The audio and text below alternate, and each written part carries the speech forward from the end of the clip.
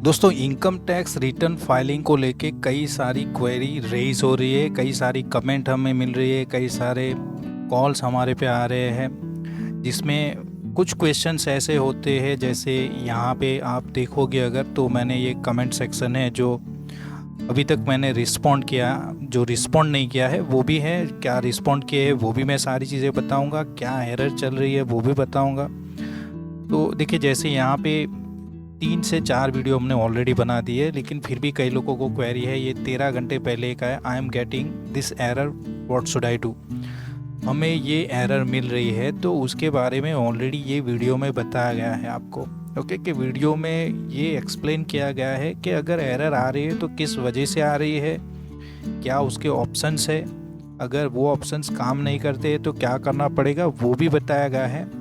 तो एक और रेजोल्यूशन ये वीडियो में मैं आपको दूंगा कि अगर कुछ भी नहीं हो रहा है, कई वक्त से आपका रिटर्न पेंडिंग है या फिर एरर ही उसमें आ रही है, सब कुछ ठीक से भरा हुआ है, तो आपके पास 2 और ऑप्शन है, उसे आप यूज़ कर सकते हैं। वीडियो में कहीं पे भी मैं बताऊंगा आपको कि वो कौन से ऑप्शन है। ओके, और वो लास्ट आपके पास ऑप्शन रहेगा आपका जो भी है रिटर्न का रेजोल्यूशन करने के लिए जहाँ पे एरर आ रही है।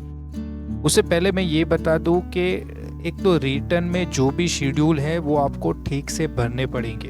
अगर शेड्यूल ठीक से भरे नहीं होंगे, जैसे मैं बात करूं अगर कैपिटल गेन है तो कैपिटल गेन का जब शेड्यूल आप भरते हो तो वहाँ पे आपको एक शेड्यूल, कैपिटल गेन के शेड्यूल में एफ वाला भी एक टेबल होता है, वो आपको भरना रहता है। वो ठीक से नहीं भरोगे तो BFLA का जो टेबल होता है या BFLA का जो शेड्यूल होता है उसके साथ वो मैच नहीं होता है तो भी एरर आती है। कई बार अदर सोर्सेस OS की जो इनकम है उसमें भी अगर डिविडेंड की इनकम है तो आपको नीचे एक जैसे कैपिटल गेन में F वाला एक टेबल होता है, वैसे उसके नीचे भी एक टेबल होता है अदर सोर्सेस में। जब डिविडेंड की इनकम होती है तो वो भी आपको बताना पड़ता है, वो नहीं बताते हो तो एरर आती है। तो जेन्युइन एरर होगी तो आपको उसे रिजॉल्व करना पड़ेगा। अदरवाइज ऐसी कोई एरर है जो जेन्युइन नहीं है, जैसे मैं अभी वीडियो में बताऊंगा, बार बार हम 1 बाय 1 देख लेते हैं कि कौन कौन सी एरर आ रही है सबको। जैसे ये बता रहे हैं I am getting this error, what should I do. ये एरर आ रही है तो अभी एरर आ रही है तो वो पहले समझना पड़ेगा एरर कौन सी है, वो भी देखना पड़ेगा। तो वो तो ठीक से अभी आपने जो एक्सप्लेन किया है उसके हिसाब से नज़र नहीं आ रहा है।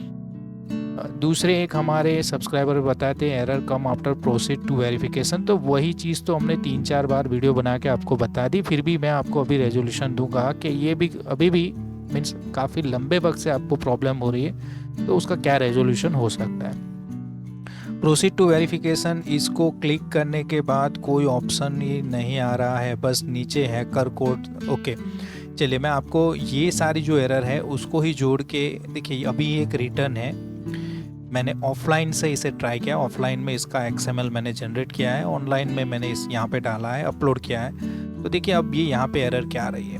ओके, ये कुछ एरर ऐसी आ रही है कि जो समझ में ही नहीं आ रहा है क्या एरर है। जहाँ तक बात है रिटर्न फाइलिंग की और ITR 3 की, तो मैं अब तक कई सारे रिटर्न भर चुका हूँ।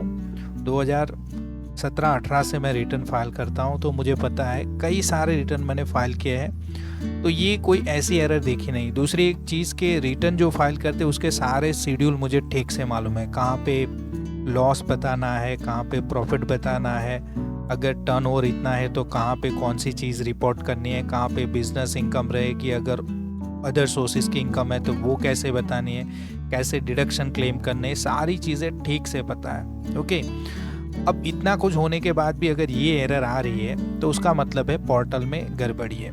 अब ये मैं कैसे आपको इतने कॉन्फिडेंटली बता सकता हूँ, एक कि मेरा खुद का एक्सपीरियंस है, ये अपने आप रिजॉल्व हो जाता है। कई लोग मान नहीं रहे लेकिन ये अपने आप रिजॉल्व हो जाएगा, इसमें कुछ नहीं करना होता। अब जहाँ तक बात है ये एरर की, तो इसके पहले जब मैंने ट्राई किया 1 घंटे पहले, तो यहाँ पे बता रहा था कि कुछ आप सब बता रहे हो जैसे ATU की 1,25,000 की जो लिमिट है उससे ज़्यादा आपने डिडक्शन क्लेम किया या उससे कम किया, ऐसे कोई एरर आ रही है ATU की, तो वो आ रही थी। अब अभी किया तो ये एरर आ रही है। इसका मतलब ये होता है कि पोर्टल में खुद कुछ गड़बड़ी है, वो अपने आप रिजॉल्व हो जाता है। और अभी ये गड़बड़ी को भी निकालने के लिए एक ऑप्शन मुझे बताया गया है, लेकिन वो मैंने यूज़ नहीं किया। आप चाहो तो यूज़ कर सकते हो, अदरवाइज़ मुझे पता है जहाँ तक वो अपने आप रिजॉल्व हो जाता है। मुझे इतनी जल्दी नहीं है, मेरे पास काफ़ी टाइम है और ऑलरेडी ये रिटर्न का जो जेसन फाइल है वो मेरे पास है, तो मैं ट्राई करता रहूँगा, हो जाएगा। ओके, तो एक तो मैंने बताया कि दो ऑप्शन है मेरे पास, मैं बताऊंगा आपको वीडियो में। चलिए पहले देख लेते हैं और क्या एरर आ रही है। The date should be before, देखिए यहाँ पे बताया जा रहा है कि कुछ एरर ऐसी आ रही है। ओके, नीचे दूसरा एक सब्सक्राइबर है बता रहा है सेम। अभी आप जब असेसमेंट ईयर 2023-24 के लिए रिटर्न फाइल कर रहे हो तो वहाँ पे आपकी डेट 1/4/2023 से पहले ही होनी चाहिए। जो भी आप रिपोर्ट करो उसमें 1/4/2023 से पहले की चीज़ हो, क्योंकि असेसमेंट ईयर में असेस किया जाता है कौन से साल को, तो 2022-23 को, मीन्स 1 अप्रैल 2022 से लेके 31 मार्च 2023 तक का जो भी ट्रांजैक्शन है वो आपको रिपोर्ट करना है। अब वहाँ पे कहीं पे आपने डेट ये छोड़ दी है 1/4/23, तो वो दिक्कत रहेगी, क्योंकि अभी ये रिपोर्ट नहीं कर पाओगे। अगर 1/4/23 से जुड़ा ट्रांजैक्शन आपको रिपोर्ट करना है तो आपको 23-24 में, असेसमेंट ईयर 2024-25 में वो रिपोर्ट कर पाओगे। तो ये एक थोड़ा समझ लो कि फाइनेंशियल ईयर, असेसमेंट ईयर को समझो, कहाँ पे कौन से साल में एसेस हो रहा है तो उसका फाइनेंशियल ईयर क्या है। ओके, तो ये आपकी प्रॉब्लम हो सकती है कुछ, अदरवाइज ठीक से कुछ ज़्यादा एक्सप्लेन नहीं किया है, उसे मैं भी नहीं समझ पा रहा हूँ। चलिए दूसरा एक बता रहा है, 2 दिन पहले ये एरर थी कि still it's showing an error 3rd class website. तो 3rd क्लास तो नहीं बोल सकते, अब उसको यूज़ करते हैं हम, लेकिन ऑफिशियल वेबसाइट है, ये चीज़ें नहीं होनी चाहिए, ये आपकी बात ठीक है, लेकिन इसे ऐसे नहीं बता सकते। चलिए दूसरे एक सब्सक्राइबर है बता रहे सर, ITR2 फाइल वेरिफिकेशन करते हुए एरर डिस्क्रिप्शन ब्लैंक आ रहा है और वैलिडेशन नहीं हो रहा है। तो यहाँ पे भी आप देख लीजिए एरर डिस्क्रिप्शन ब्लैंक आ रहा है, तो ये तो ठीक से कुछ एक्सप्लेन ही नहीं, मैं कैसे समझूँ एरर ब्लैंक आ रहा है तो क्या आ रहा है। ओके, तो वो अभी आपने ठीक से भरा हुआ, तो जैसे मैंने बोला पोर्टल के चलते ये हो रहा है, क्योंकि देखिए ऐसी एरर मुझे ही खुद नज़र आ रही है, ये क्या बताना चाहती है कोई समझ नहीं पाएगा। चलिए असेसमेंट ईयर 23-24 की रिटर्न फाइल 1 मंथ के बाद वेरीफाई करते हैं तो एक्नॉलेजमेंट कौन सा होगा, क्योंकि मैं रिटर्न को रिवाइज कर रहा हूँ, एक्नॉलेजमेंट नंबर डाल रहा हूँ वो गलत बता रहा है। एक्नॉलेजमेंट नंबर आपने जो रिवाइज किया था वही डालना है। अगर रिवाइज कर रहे हो तो जो पहले आपने रिटर्न फाइल किया था उसका एक्नॉलेजमेंट नंबर आपको डालना पड़ेगा। Other every FI page not found, अब ये क्या बताना चाहते हैं वही समझ में नहीं आ रहा है। चलिए दूसरे एक सब्सक्राइबर है बता रहे सर RTI के, देखिए RTI तो नहीं होता, ITR होना चाहिए, ये ठीक से लिखो सर के लास्ट में मैसेज भेजे में प्रॉब्लम आ रही है कैसे। देखिए ये यही बताना चाहते, लेकिन ठीक से आप लिखोगे नहीं तो समझेगा कैसे आदमी। तो कई सारी प्रॉब्लम्स है, अभी ये मैंने जो रिजोल्व नहीं किया है, जहाँ पे आंसर किए हैं वो भी देख लेता हूँ और फिर आपको बताता हूँ कि क्या आपके पास सॉल्यूशन होना चाहिए। चलिए ये इनकम टैक्स से जुड़ा है, ये एग्रीकल्चर लैंड से जुड़ा है। यहाँ पे पूछा गया है कि क्या वेबसाइट है जिससे हमें पता चल सकता है कि मेरी जो लैंड है एग्रीकल्चर लैंड वो रूरल एग्रीकल्चर है या अर्बन तो ये आपको लोकल अथॉरिटी में जाके पूछना पड़ेगा या फिर सर्कल ऑफिस में जाके पूछना पड़ता है, तो वहाँ से जान पाओगे। अदरवाइज ऐसी कोई वेबसाइट तो नहीं होगी, लेकिन मेरा मानना है कि जो 2 किलोमीटर, 6 किलोमीटर, 8 किलोमीटर का जो क्राइटेरिया है, पॉपुलेशन का जो क्राइटेरिया है, म्यूनसिपल एरिया का जो क्राइटेरिया है, वो आप देख लोगे तो आपको ठीक से समझ में आएगा। चलिए यहाँ पे भी देखिए ये 57 एरर आ रही है, तो ये कई सारे लोगों को मैंने बताया है कि इसका रेजोल्यूशन क्या हो सकता है। अब एक फाइनल रेजोल्यूशन मैं आपको बताता हूँ कि आपको इतनी जल्दी है, वैसे तो ये हो जाता है जहाँ तक आपकी कोई गलती नहीं होगी रिटर्न फाइलिंग में, डिडक्शन को लेके या इनकम को रिपोर्ट करने में दिक्कत, मीन्स आपने कोई गड़बड़ी नहीं की है, तो आपके रिटर्न में इस वजह से एरर आ रही है, कुछ चीज़ें छूट रही है, वो आपको बतानी पड़ेगी। ओके, और कुछ चीज़ें ज़्यादा बता दी है तो उसको डिलीट करनी पड़ेगी। तो ये सब कुछ होता है, लेकिन अब ठीक से रिटर्न फाइल क्या है फिर भी एरर आ रही है, तो एक तो आपको कुछ दिनों के लिए रुकना है। फिर मैंने बोला था ऑफलाइन यूटिलिटी है उसको यूज़ करो। ऑफलाइन यूटिलिटी से ये XML है जो मैंने ऑनलाइन अभी डाली है, वैसे ही आप ऑफलाइन यूटिलिटी में भी ट्राई करके देख लो एक बार। अगर वहाँ पे भी कई बार ये होगा कि ऑनलाइन में कई और अलग डिफरेंट तरीके से आपको एरर बता रहा है और ऑफलाइन में कुछ और एरर नज़र आ रही होगी। तो देखिए सब कुछ ठीक से भरा हुआ है तो कुछ दिन रुकना है, अपने आप ये रिजोल्व हो जाता है। अदरवाइज़ इतनी ही जल्दी है आपको तो एक ऑप्शन है कि आपका जो भी ब्राउज़र है वो ब्राउज़र की जो हिस्ट्री है ये हिस्ट्री को आपको डिलीट करना पड़ेगा। ओके, ये ब्राउजिंग हिस्ट्री है वो आपको डिलीट करनी पड़ेगी।